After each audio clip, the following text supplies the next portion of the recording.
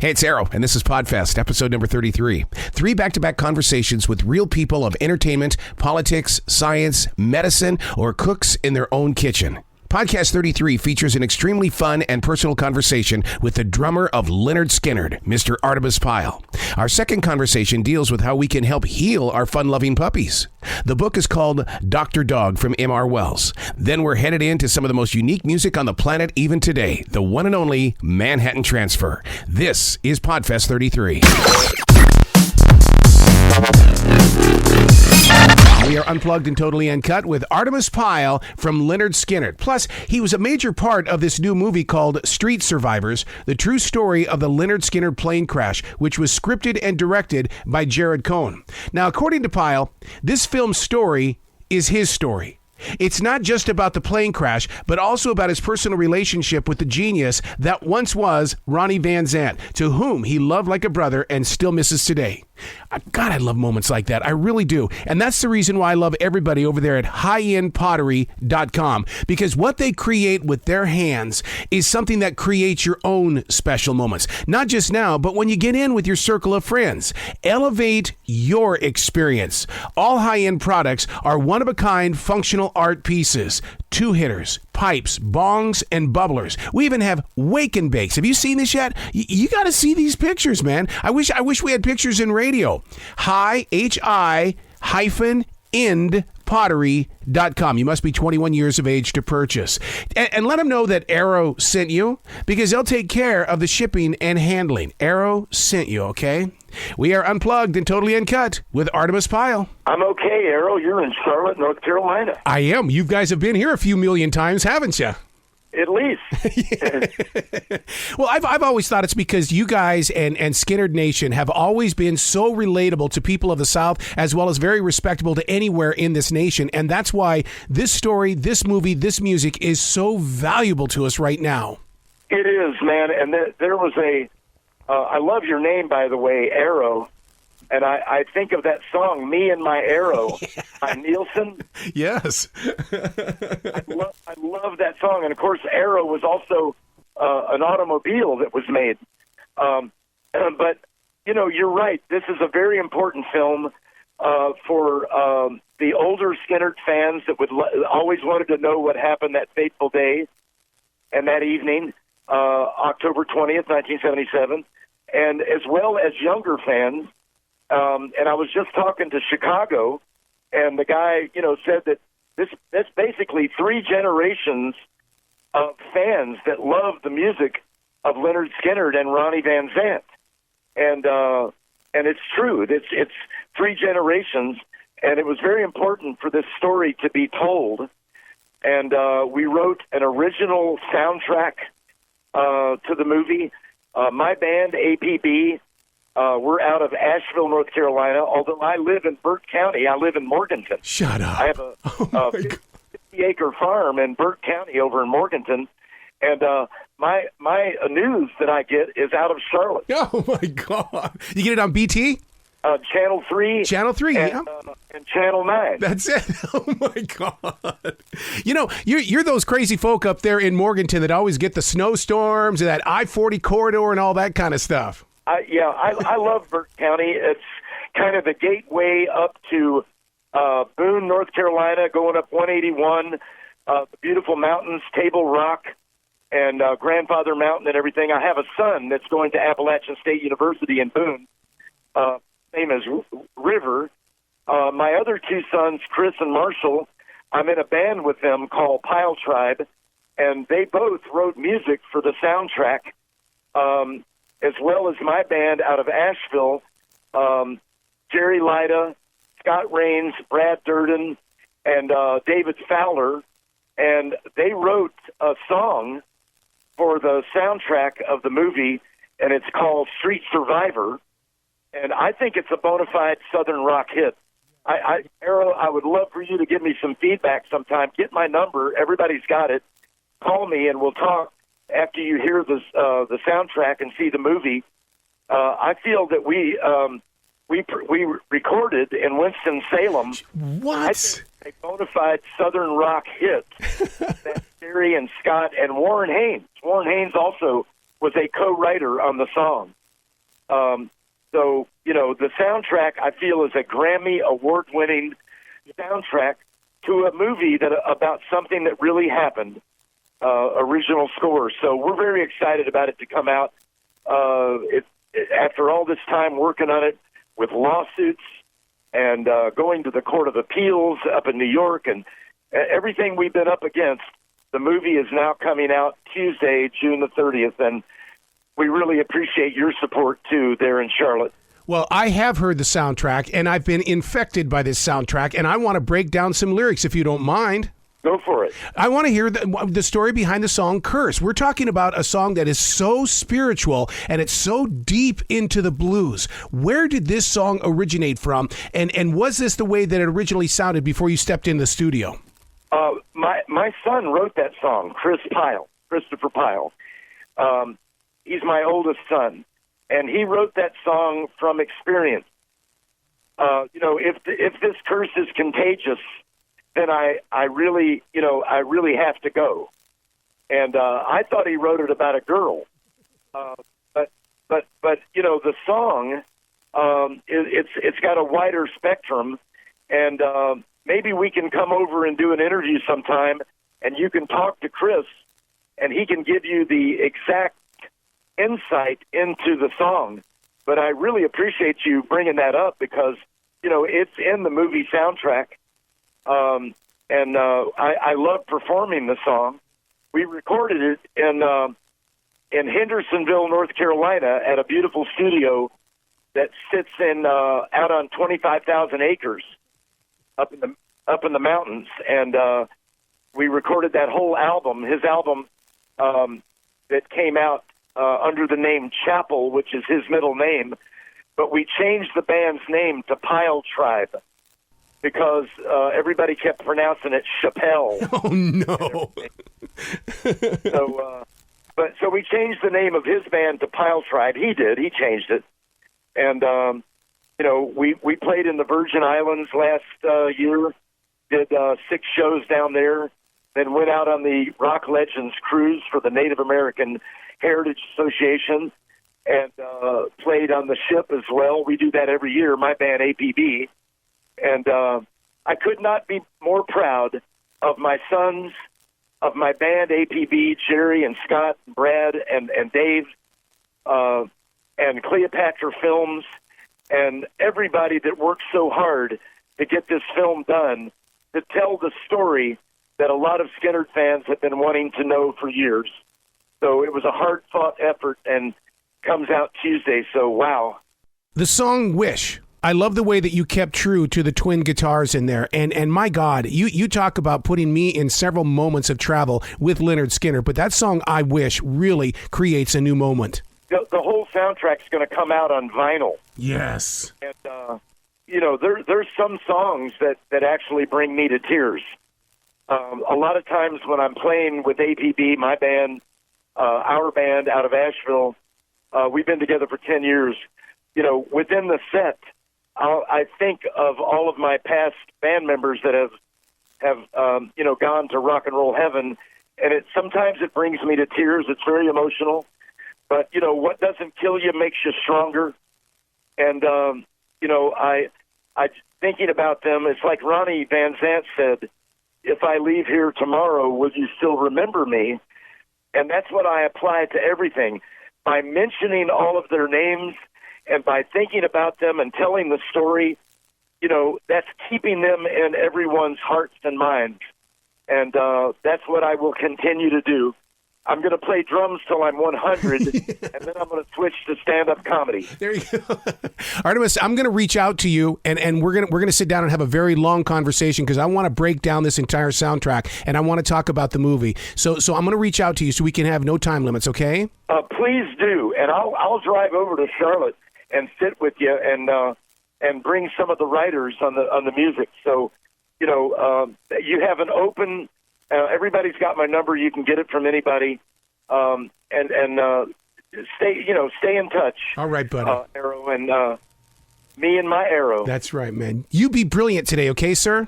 Okay, I'm on my tour bus. We're on our way to Texas to play on a big ranch out there. So we're looking forward to playing tomorrow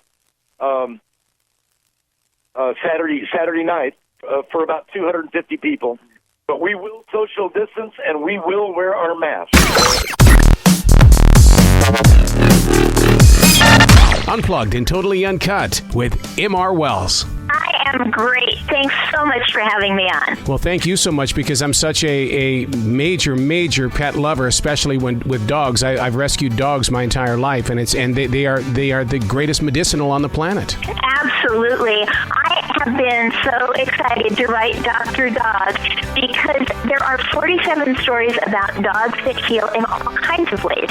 People's personal pets, crisis response dogs, therapy dogs, service dogs, even dogs who walk around LAX with a big red vest that says Pet Me. They're part of PUP, Pets Unstressing Passengers, and they help people chill out when they're traveling and under stress. You know, I've got to go right away to what everybody has always said about dogs. It's God spelled backwards. Do you believe in the same theory?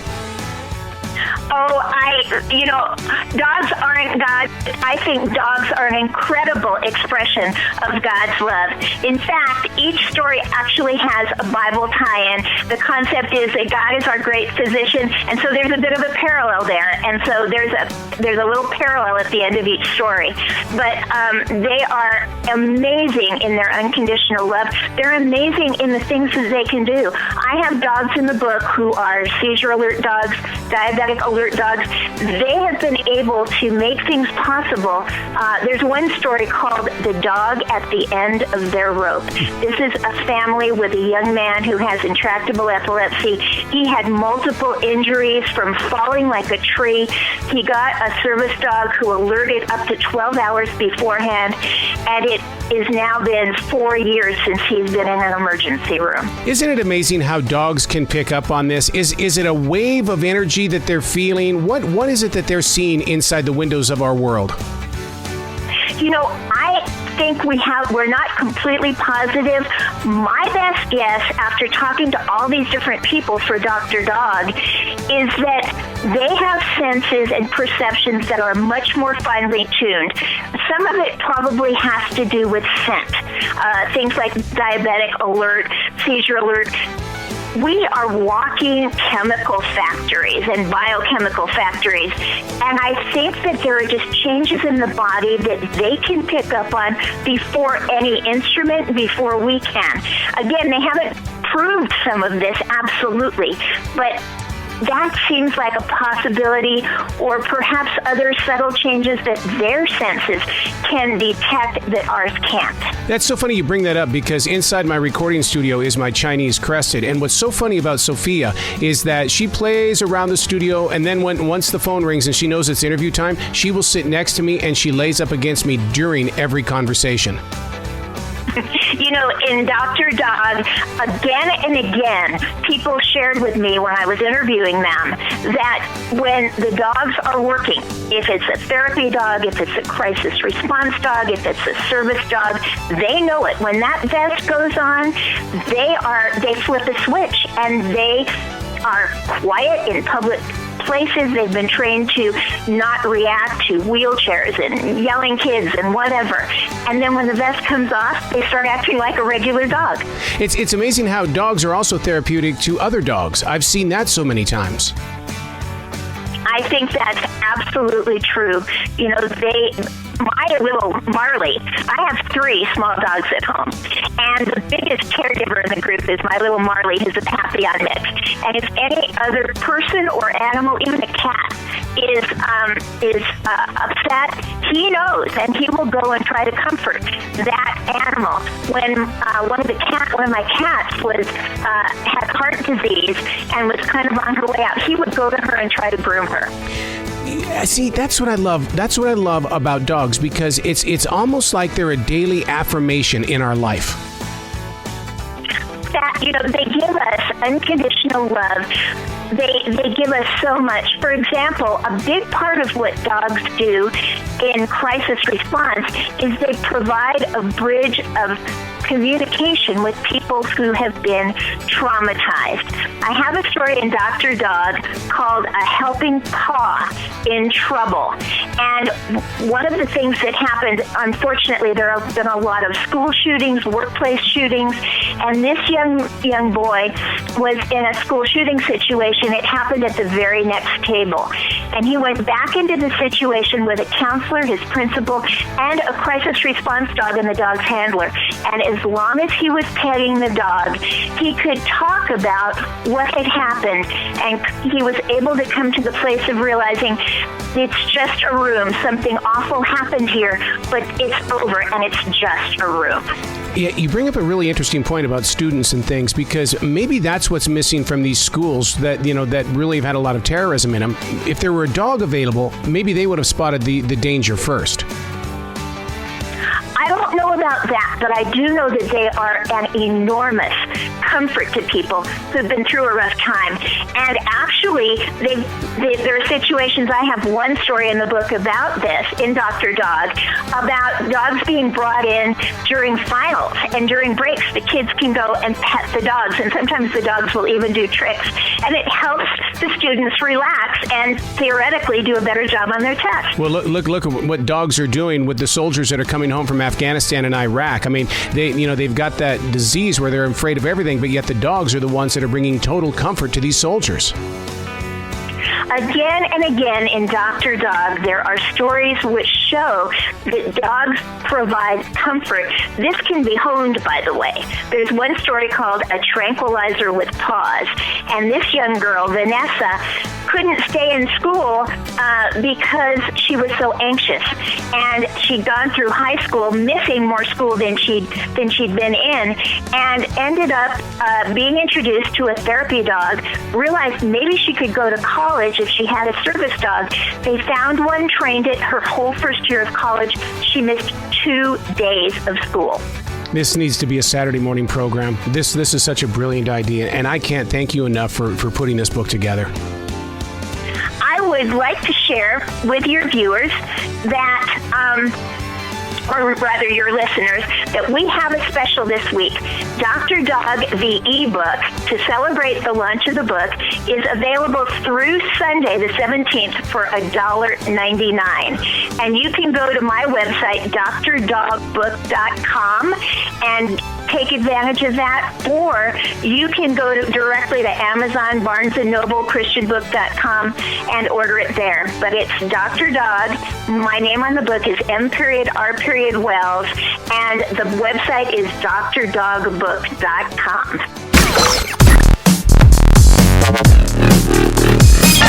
Unplugged and totally uncut with a Manhattan Transfer. I love the fact that you guys include everything artistic in everything that you create, because it's like you bring in the whole mind, body, and soul. What was that one thing that you guys did to go with that route? Well, I think that in the beginning, this is Alan Paul. I think in the beginning, we were a performance group. We started out always performing, and I think that gave us a certain sensibility in terms of the music, and we're singing in front of people, and I think that it also affected our recordings as well. I remember being that 7 to Midnight jock in Billings, Montana, when you guys came out with Boy from New York City, and it was like it was my Beatles moment, because I had never heard anything like that in my life. Ah. Wow. So you don't remember the original record by the ad-libs? No. You didn't? No, you guys introduced me to a whole completely different sound, and when listeners were reacting to it, you just wanted to dig even more, but we didn't have an internet to dig into. We had to wait for Joel Whitburn to catch up. Right.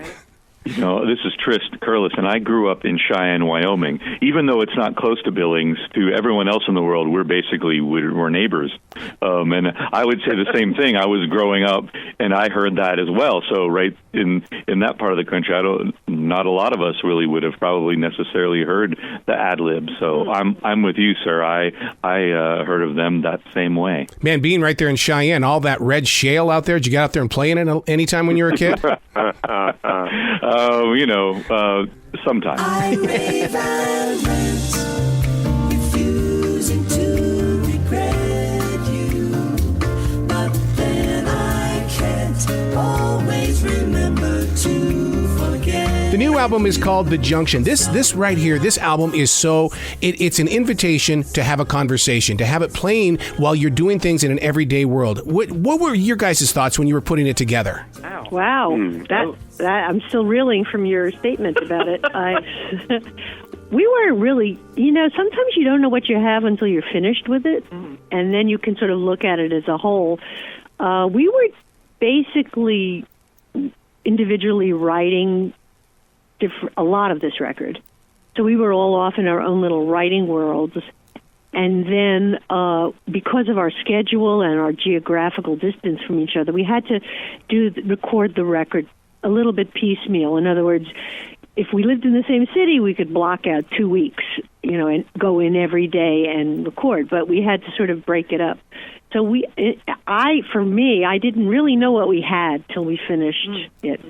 Yeah, I'd have to agree. And to have the trust within the group that, okay, Alan's writing this, Trist is writing that, Janice is doing this, and it all came together beautifully because it all became one unit, which is kind of magic in a way. The last time that happened, I think, was Offbeat, where we also wrote the music and really didn't know what we had until it was finished. But this was very rewarding and very exciting. I love this record, I think. And people really, really respond to it well. Like, oh, this is real Manhattan Transfer. Yep. I love the way that you guys, it's like the Beatles. It was 4 different guys who happened to come together as one. Manhattan Transfer is the same game. 4 individual people who come together as one. Yes, connected at birth, but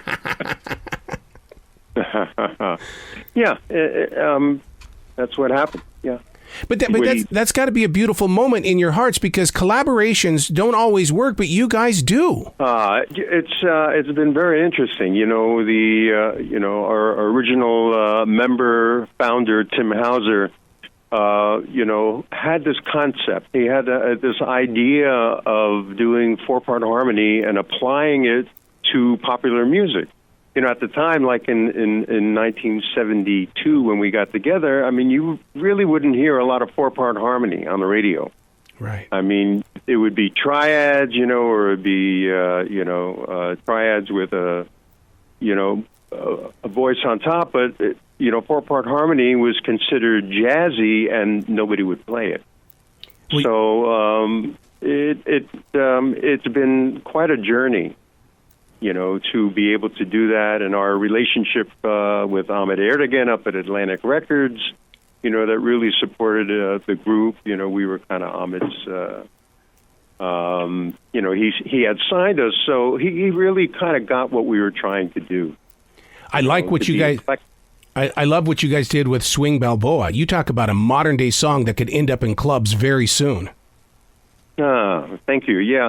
That was, Balboa. A lot of people, especially on the East Coast, they don't know too much about Western swing, but the Balboa is a style of Western swing dance, and I kind of wrote this idea with that, and I really liked electro swing, that kind of hit the scene, a few years ago. So I kind of applied the two of that. When the need to throttle up rhythm, hit you like a power glide. Take the beats where the joint keeps jumping, when the swing Balboa down the riverside. Jump the jacks with pompadour ditties. It's amazing how you guys work your harmonies. I mean, is it overdub over overdub, or do you guys have? I mean, I would love to be a fly on a wall when you guys are introducing songs to each other, and all of a sudden, boom, it happens. Well, I mean, an arrangement sort of happens. I mean, we just don't open our mouths and sing the 4-part harmony. It's written down. Some groups don't do it that way. Right. Like Take 6, for instance. They don't do it that way. It was really interesting to observe their process because we've been doing shows together with them. But our process basically is an arrangement that's written, and then we sit down and we work it, measure by measure. Well, you can definitely hear that in the song "Shake Ya." Which one of you monkeys are the one that wrote that song? Because that's a fun song. Shake your boogie. Yeah, I am that monkey. Once in a galaxy beyond where eyes can see, there lived a Wookiee who was sexy as could be. Oh yeah, he loved his bebop and he loved the ladies too. He jiggled all around when he was in the mood. I'm singing, feel the heat, keep swaying, move your body to that beat. Get into it, gather round. The original instrumental was done by a man named Adam Dorn, whose nom de rue is Motion Worker. And he does a lot of remixes and dance mixes and a lot of film work, actually. And he was the son of a legendary producer from Atlantic Records named Joel Dorn. So we knew him. I knew him especially because I worked with Joel for many years. But he started doing this amazing, almost the precursor of electro swing. And he started to sample some of the records that his father made with great jazz artists into these dance records. And we all became big fans of Adams. And we thought for this record, it's perfect to do a collaboration with him. So Shake Your Boogie really is, the galactic vocal version is a collaboration with Motion Worker. And the lyric was based on my son talking about Star Wars and how excited he was about going to see the new Star Wars. So there's a sexy Wookiee in there. I'll admit it. There's a sexy Wookiee. So when you take the songs from the studio to the new tour, is it a game of, okay, we're going to sample it tonight to see how people react to it? Not so much sample it, just try and learn it. Okay. You know, it's one thing to be in the studio. That's one whole different set of skills. And then to physically do it on stage, it's tricky. You know, there's a lot involved, you know, in terms of we're singing along with a couple tracks just to get other sounds that the record has. So we're in click, and we really have to be right on the money. We can't stray from the time at all or the phrasing. So we're right in the process of doing. We've got like 4 now. 4. We're working on 5. You know, it's quite a process. You know, that's and to physically stand there and sing the music without, you know, moving around, because we move a lot. You know, we have to keep our bodies in motion. Are you performing Cantaloupe at all? Because I mean, I was shocked when this song came out because I was expecting the horn, and it was your voice, and it was like, wow. Yikes! Yes, we do it. We do it live. That was like the first song we attempted to recreate live as human beings. A lot of words. Oof. Yes, it's a lot of fun, though. A lot of fun.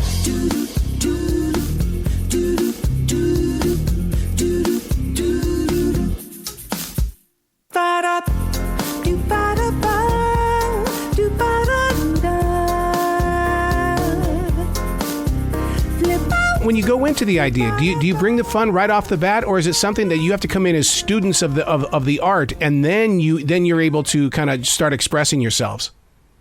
I think there's a little tension at first. You know, when you're doing a new song, I mean, you see, singers have to remember not only your part, but the words and the arrangement. We're not like the lazy instrumentalists that sit in the back with music in front of them on a chair, you know. Ooh, gonna get in trouble. So when you come up with a song called "The Man Who Sailed Around his soul," that right there, it draws you in. It's how did you capture the emotion on that one? Because it's the one song that really kind of sticks out to me because it's so inviting. Oh yeah, this is Trist. I thought of that one kind of as we were developing some of the other songs. I heard some other song ideas. You know, when we're coming up with an idea, you kind of throw in about 50 or so different kinds of songs and try to see which vibes together, which makes a good set. And with some of the other Blues for Harry Bosch film noir sounding thing, and there was some other little vibes that for some reason reminded me of that song from the English band XTC. Oh, wow. Not a big hit of theirs, however, an album track from one of their biggest albums. It's a song that kind of was in the back of my mind as some song I wanted to sing sometime, whether it was in a solo set, in a group, I didn't know where, but it was something that's there. As musicians, you always have these songs that you love, and sometimes they make an appearance in your actual musical world, and that's where that one just kind of came out as something. I said, hey, here's this song, guys. What do you think about this? And I think everyone did take to it. I think they all saw my vision of, oh, this does kind of oddly fit with some of these other songs. I'm a huge fan of XTC. It's from Skylarkin, right? Yes. So, but what was intriguing to me about the song is that it's a pop song with jazzy overtones in 7. And you don't find that very much. Is every idea a great idea? Oh, no. Definitely not. No. We try. We campaign. But if you throw enough of them out there, one of them's going to be good. The man who walked across his heart, who took no compass, guide, or chart to rope and tar, his blood congealed when he found himself revealed, ugly and cold. And the sirens that sing by your nose with its ring, they'll drag you in for your sins. I go in there listening beyond the beats and to really kind of study what you guys are doing. And I can't be the only one who does that. Do colleges and universities that feature music want to know how you do it? Yeah, especially singers, that are doing that. I think that they look at our, what we're doing, the arrangements, the voicings, absolutely. And the originality, because you guys, no two albums have ever been the same. True.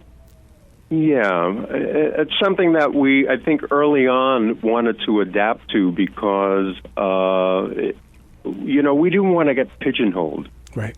We didn't want to have ourselves put into a box where we would be known for a particular thing, and that was it. We wanted to keep exploring and trying different things, and we were fortunate in that respect, because of our relationship up at Atlantic Records, especially at that time in the beginning. To have that flexibility, Ahmed Erdogan, who had signed us, he allowed us the freedom to do that, to explore. When you travel the world like you guys are doing on this current tour, do you find yourself still exploring and searching out the regional areas to find out, wow, there's something here that we could pick up on? You mean musically? Musically, yeah, because you know how the United States is. You can go in all four corners and have 4 completely different sounds. And I've always wondered, musicians like yourself, if you're able to go, man, I love what they're doing in Chicago versus Seattle. Well, yeah. I think when you travel the world, it's a little more pronounced. The different types of music that there are, and when we do travel, we do seek out the local stuff. Like, when we go to Chicago, I used to go to the blues clubs, right? But I don't know if there's. We don't have all that much time, honestly, when we travel. But I'd say internationally, like when we played Georgia in the former Soviet Union. There's a very big tradition of polyphonic singing there. So we were able to hear a choir or two when we were there. In Bulgaria, they have a very specific style of choral music. And a lot of times groups come to the concert and want to sing for us afterwards, which is fantastic. What is it like for you guys when you're up on that stage and that applause comes in? We don't get to see that side of your personalities, but we do get to see you look at each other. We're having a great time. Yeah, people ask us a lot of times, well, if you do like certain songs like all the time, I mean, doesn't it get like tiring? I mean, how do you do that? And, it really does have to do with the audience. Every time we walk out on the stage, it's a different audience. It's a different experience in that sense because we're making a new connection. So I think it kind of it lifts us up. Let's work it. It's a place for one and all to see.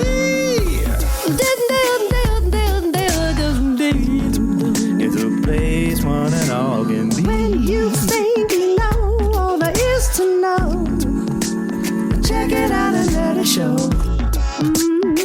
Way down south, check out the junction.